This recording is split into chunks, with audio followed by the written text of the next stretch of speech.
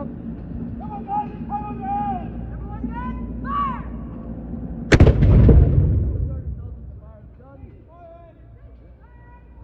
And now the sergeant says that they're all done firing. And now place the windsock before falling in. Let's give a round of applause. Take post! Everyone good?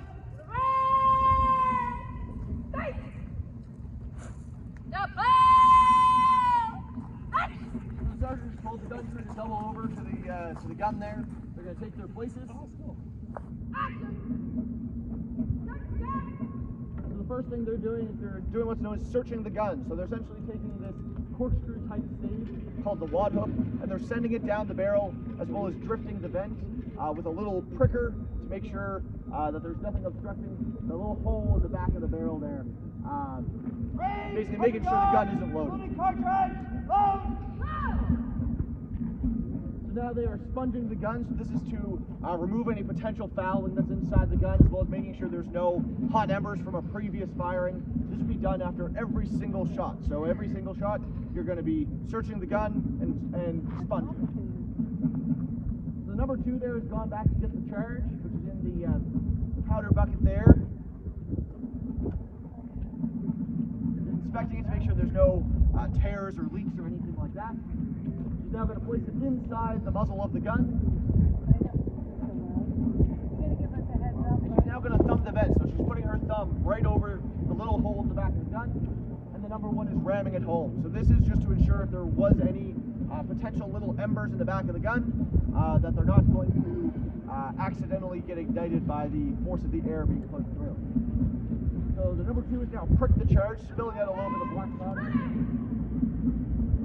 And she's now putting a quill, which is essentially a little tube full of black powder into the back of the gun.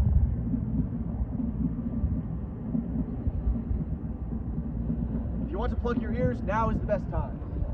Now running to get the windsock there, which is a little piece of slow match on a wooden rod. Now hooked up. Come on, guys, come on, guys! Everyone good? Fire!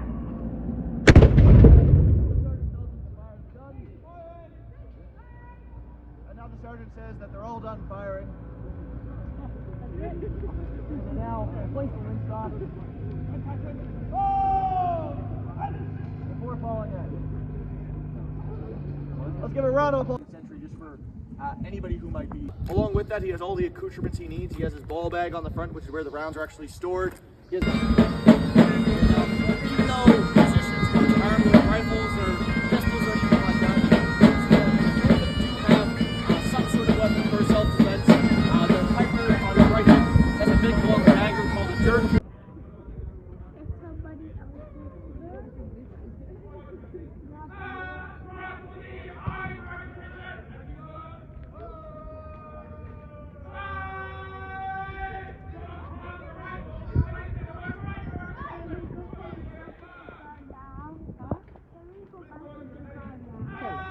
Muzzle loading rifles of yesteryear. A man by the name of Jacob Snyder has designed a little breech block that they put right in the back of the gun here, basically cut off the back 3 inches of the barrel. This guy did start off as a muzzle loader. Then you can take a pre-rolled brass bullet cartridge.